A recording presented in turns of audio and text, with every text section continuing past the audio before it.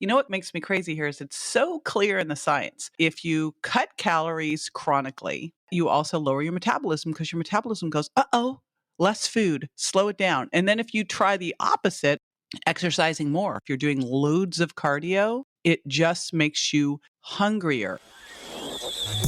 Welcome to the JJ Virgin Lifestyle Show with celebrity nutrition expert, fitness Hall of Famer, and 4-time New York Times bestselling author, JJ Virgin. JJ is a warrior mom whose knowledge and expertise have helped change hundreds of thousands of lives with over 3.5 million podcast downloads and appearances on Dr. Phil, Dr. Oz, The Today Show, Rachel Ray, Larry King Live.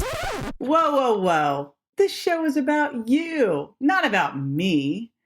I want to help you find practical, real-world ways to dial in your health and mindset so you can finally lose that weight and feel strong and energized.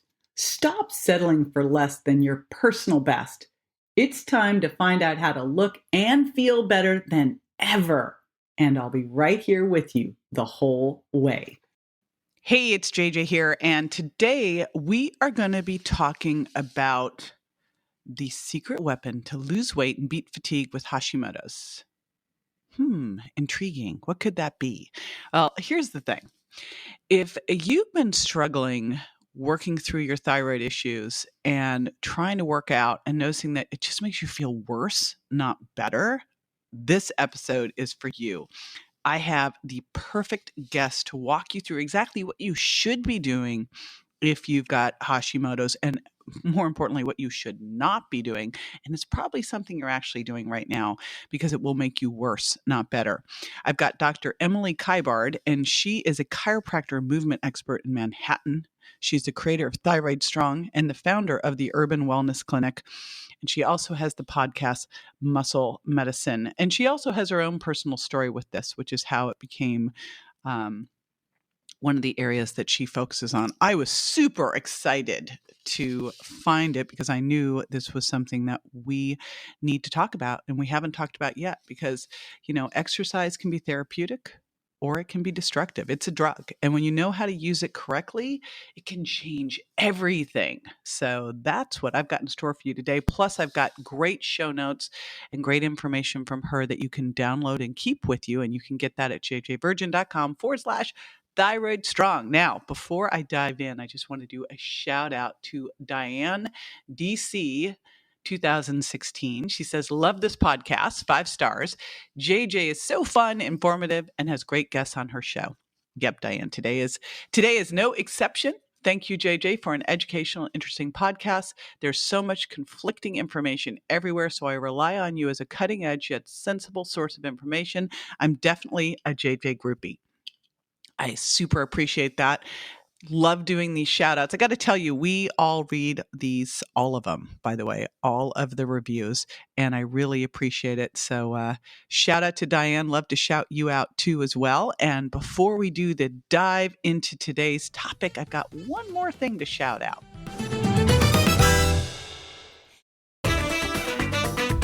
Dr. Emily Kiberd, welcome to the show. I've never taped a show where the person I'm interviewing may go into labor at any moment. Super exciting to have you.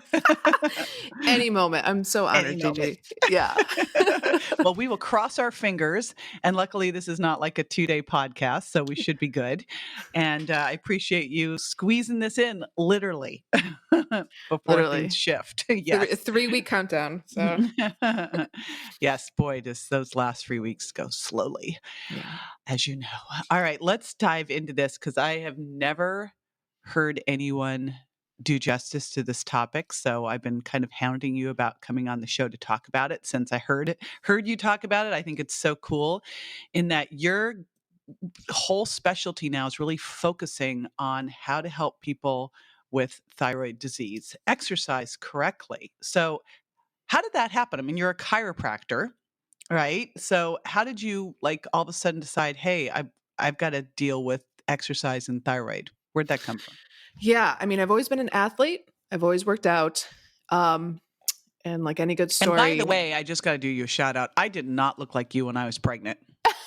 You were that person who's like in perfect shape and someone just stuck a stuck a belly on you. I was like, what happened here? Yeah, the common comment I get is, "You are all baby." And I'm like, "Yes, I am all baby."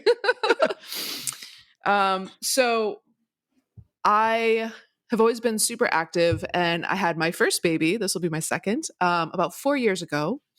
And there's so many things that new moms get told after they give birth. Exhaustion is normal. Holding on to that extra stubborn baby weight is normal. Your hair falling out, totally normal. Feeling a little blue, like moms feel that way. And, I listened, and 18 months later, postpartum, I still had all those symptoms. And I was like, something is not right. I feel like a shadow of myself. And if you look at pictures of me, I look inflamed. I have that like morning puff in the face, like my skin was dry and red. And every time I ate, I looked like I was bloated again. And every time I would work out, and I mainly strength train. I don't have cardio days, which I know your listeners know well. Every time I would work out, I would literally be so fatigued after I couldn't get out of bed for a couple of days. And that stress of not being able to be there for my new baby, for my family, it was really evident, if you can't get out of bed for 2 days and can't take care of your baby. Yeah, that is not the time you want to have low energy. Yeah, exactly. So I went the traditional route and saw traditional medical doctors. I saw some functional medicine doctors and just really struggled in getting like clear root cause of what was going on. And I saw one of our dear friends, Dr. Gabrielle Lyon, and she was like, your thyroid antibodies are off the charts. You are on your way to an autoimmune disease. You have all the signs and symptoms of Hashimoto's. Man, thank God you went to Gabrielle and I someone know. tested your thyroid antibodies, Phew. Yeah. It's crazy to go through 6 doctors and only have one test done, which was my TSH. Okay, I just have to throw one at you that's really crazy. When I had my first baby and I was feeling like weird and funky and a little depressed and my face was breaking out after the baby, and I went to the doctor and they wanted to put me on antidepressants and and Accutane, and I was actually pregnant again. So it's amazing what will be missed. Luckily, I didn't do any of that. So, all right. So they were just testing your TSH. Thankfully, you went to our buddy Gabrielle. She found it. Yep. Then what happened? Yeah. And, it was all these underlying root causes: parasites, heavy metals, mold toxicity, food intolerance, and clean that up. And I felt probably like 50 to 60% better. But every time I would go and work out, I would feel exhausted. I would feel like I got hit by a bus for 3 days in terms of muscle aches and joint pains. And some of my older workout routines were yoga, the boutique New York 50-minute hit it hard strength training class. And it just zapped my energy. And so having been in practice for 12 years and helping women get out of pain and get strong so they're more resilient at life, I was like, I got to do this better. I have to do this smarter. The mindset of like, work hard, play hard, that typical New Yorker, go, go, go. I really had to shift that mindset and reprogram my workouts. And so that's what I played with in myself and then started to do with the women who had Hashimoto's coming through my clinic. So it's amazing that, you could take something that was kind of rotten and now realize that it's not just you. You're starting to see it with other people and now create something that I have never heard anyone else really addressing. That's why, when you start to say it, I'm like, oh, wow, this is so critical because no one really talks about it. Yeah. So one of the things that I often see women with Hashimoto's coming in and struggling with is the typical recommendations that they're told to do in terms of exercise are cardio, so walk 20 minutes, yoga, Pilates, bar, maybe swimming, something low impact. And so in the research, what we know is low thyroid leads to low muscle mass. So it's harder for women with Hashimoto's to maintain their muscle mass. And that's not going to help them do it. Right. And so like the yoga, the stretching, all that stuff is not going to help increase the muscle mass, let alone just maintain. And we know that muscle is really important for longevity and for regulating our hormones. So many things. Well, and for bone health and for like just being able to go through life, get the groceries out of the car, although we don't have to get the groceries out of the car anymore. We just have to. Right.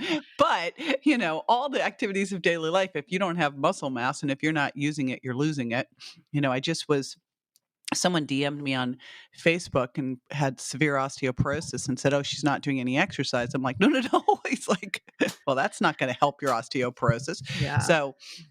So what is that then? The big mistake that women are struggling with if they have Hashimoto's and they're exercising is that they're just doing too light of a workout to make any difference? Yeah, too much. The most common thing I see is too much cardio, right? Because oftentimes women with Hashimoto's are struggling with weight gain. And, the first thing I think we're often told in society is like, go for a run, burn the calories, and really are doing chronic cardio or sometimes working out too hard. So I had one patient work out do cardio, elliptical, 45 minutes, followed by 45 minutes of strength training 5 days a week. She gained 30 pounds over a couple months. How on earth could she even be doing that with her? I know. She was holed up in bed probably the rest of the day. Oh, but that's wow. what her trainer was getting her to do. Oh, no. And the sad part was the trainer was telling her as she was gaining weight that she was being lazy and sneaking food. I knew it. I was like going, I bet the next part was you just need to eat less. And let's just repeat. It's just, what makes me crazy here is it's so clear in the science that if you cut calories chronically, not if you do a little intermittent fast, but if you cut calories chronically, that you also lower your metabolism because your metabolism goes, less food, slow it down. And then if you try the opposite of because I'm just going back to that silly bank account model of weight loss that luckily everybody listening knows better about, but you just still see it out there is exercising more. I mean, that's the reverse of caloric restriction that just makes the same thing happen. And that if you're doing loads of cardio, it just makes you hungrier and it can burn up muscle. It was interesting.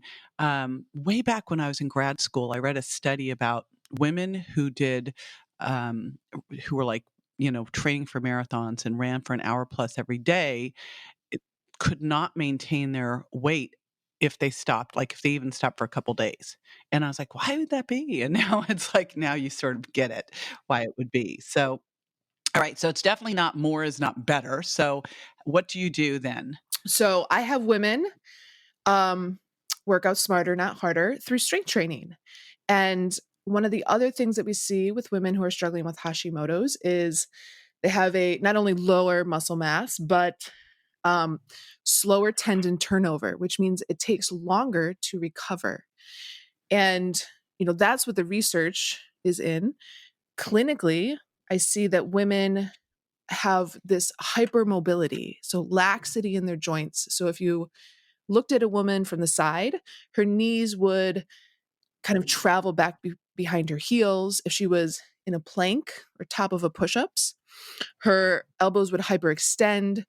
If she stood and just bend forward with her knees straight, she could palm the floor. So these are some of the signs of hypermobility. And so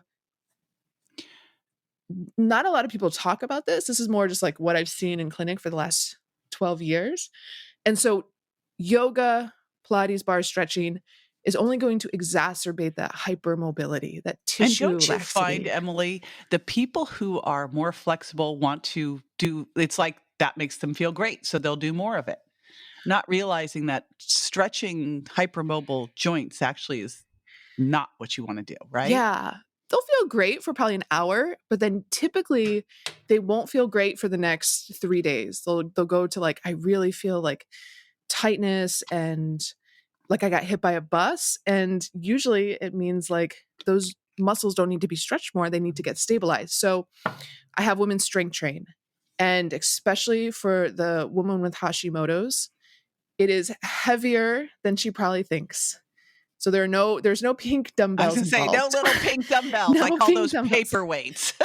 Exactly. Usually it's lower rep. So I think a kind of traditional trainer model is 3 sets of 10.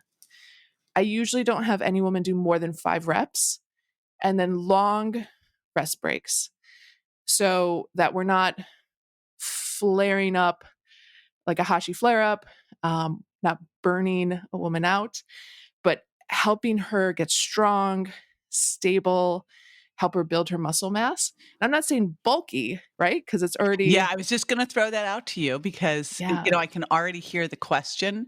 And I love this because it actually goes back to when I was in grad school working on my thesis and I had to help people get strong quickly. It was short reps was the biggest for muscle stimulus. So, but I am just kind of imagining some of the questions, but I'm going to get bigger. Can you bust that myth, my friend?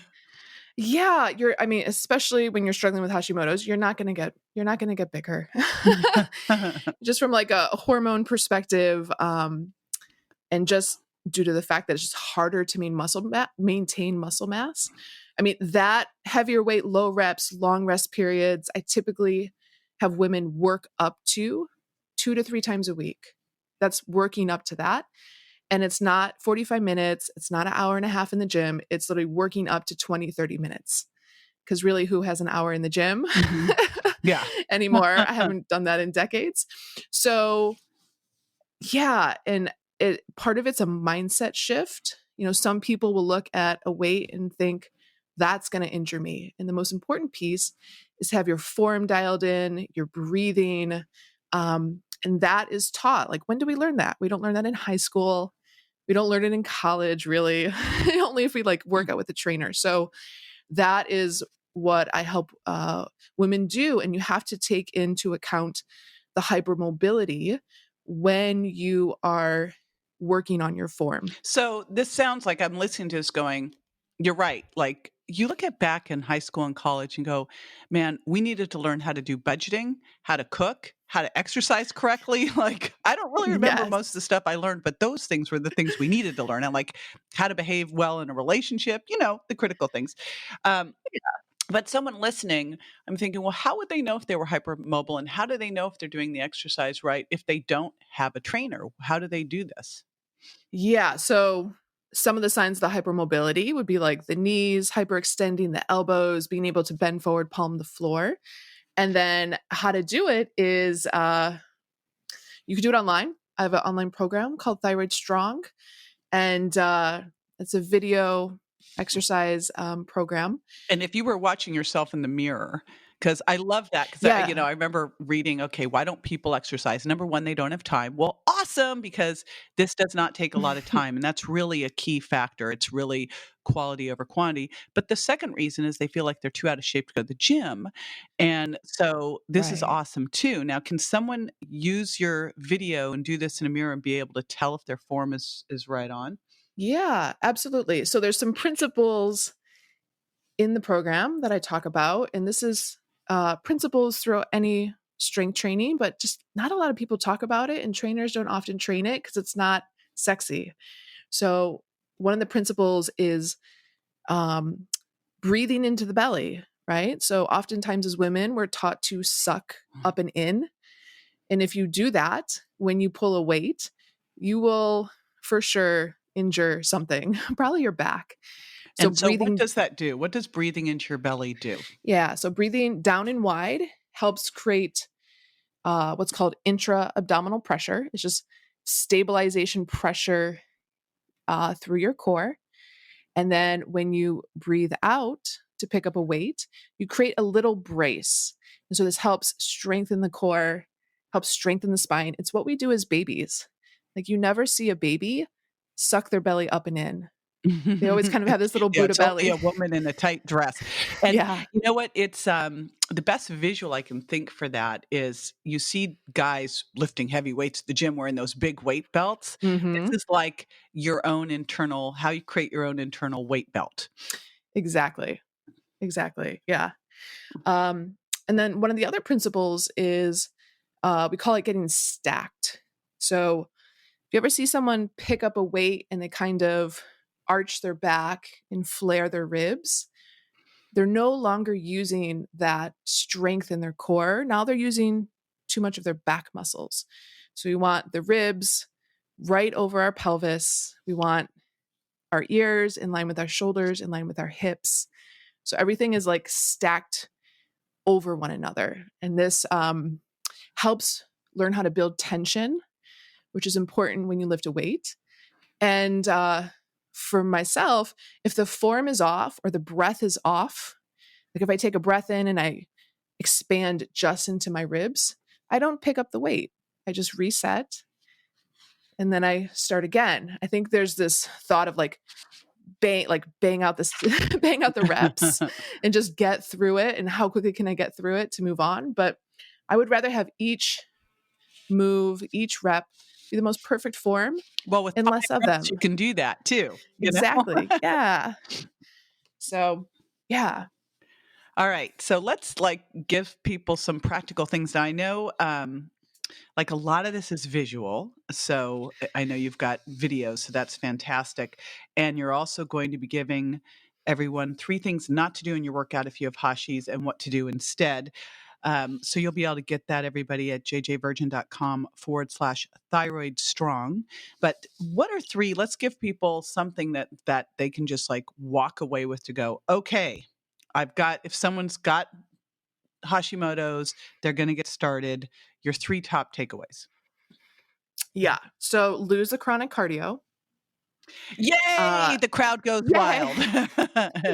And really by chronic cardio, it's that elliptical, bike, Stairmaster, jogging, all that kind of stuff.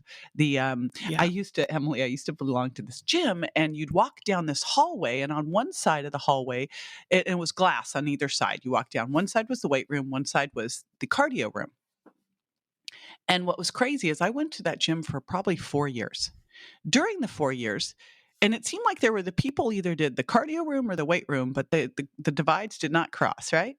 And I kept looking over at the cardio room, and for 4 years I thought, don't those people realize, do they not ever look into the weight room and realize that the people in the weight room keep looking younger and better? And this was the average age in this gym. It was out in Palm Desert, California, was probably 60.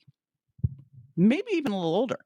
But what was crazy is the people in the weight room kept looking better and younger. The people in the cardio room were looking worse.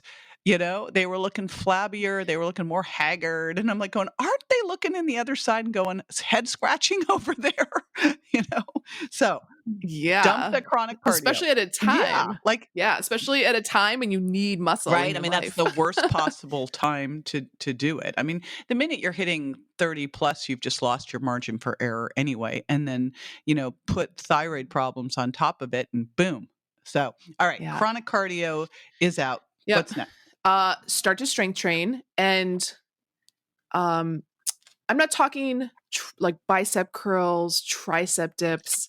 I did have a patient come to me once and tell me that she did 10 bicep curls and it flared up her Hashimoto's. And I'm thinking, why don't we do moves that make you better at life? And those moves are typically compound movements, full body movements. So squat, a hinge, a lunge, a push, a pull. These moves that work the whole body to build tension, not just muscle isolation. I think that's kind of like an older school bodybuilding philosophy. Functional stuff, because we're not going into a bodybuilding competition. Yeah, exactly. So functional movements. By the way, that's important for everybody, because I always had people say, I'm afraid I'm going to get big. I go, do you know how hard women have to work out in the gym in order to get big? It's this does not just happen. Yeah. Okay. And then the last one would be to take the rest break that you need, right? I think there's so much one exercise to the next exercise to the next exercise, and really just taking the rest that you need in between the sets. Some of the people that I know that work out really hard, they work out 15 minutes and they take long rest breaks and they don't do tons of reps. and their muscle mass is really good, and they have really quality tissue. So Yes, recovery. yeah. That's fantastic. Okay, let's tell everyone what you've got for them. And again, it's jjvirgin.com/thyroid strong. You are giving everybody a super gift. Talk us through it. So it's a 3 mistakes that you're probably doing in your workout and 3 things to do instead. It's super easy, downloadable PDF, and it cuts through kind of what we've been told and then really tells what we really should be doing to take care of our body if we have Hashimoto's. Excellent. This is such a key, important part of it, because the last thing we want someone to do is, they've been working on the diet part of it, and then all of a sudden they're undoing it with the exercise part of it. And I like to say that exercise can be therapeutic or it can be destructive. It's like a drug. So this is how to use it correctly. And I just love that you are doing this, because again, so sorely needed. And I was like, I haven't heard anyone talk about it. So thank you so much for doing it, Emily. I super appreciate it. Thanks so much, JJ. Now, after the break, I'm going to take this, give you my top action step and a challenge from today so that you can put this into immediate action. So stay with me. Now, what I want to do is give you some basics to take away from this interview today, and also a little bit of a challenge. All right, here we go. So first off, make sure you download the show notes so that you get Emily's handout. And you can do that again at jjvirgin.com/thyroid strong. Now, number one thing, and my challenge to you, is to listen, truly listen to what your body is telling you. If you go and you work out and you feel worse, not better, head scratcher. Let's start to look back at what you were doing. Okay? Because ultimately, you can be told this is the best exercise ever for you, whatever it is, or the best diet, right? And if it doesn't work for you, it doesn't work. So we've always got to come from this place of being our own personal health detective. And I love that, because this is a whole part of this program is like, okay, let's first assess. Number one, do you have hypermobile joints? Don't stretch your hypermobile joints. That is such a key takeaway that I do not hear people talking about. So that is the first one. Do not stretch hypermobile joints. And you're going to want to, because boy, it's one of those things. If I'm super flexible, then I'm going to do things to help me stay super flexible. You actually want to strengthen the hypermobile and stretch the inflexible. So it's the opposite of probably what most of us tend to do. The next thing is we're going to trash the treadmill.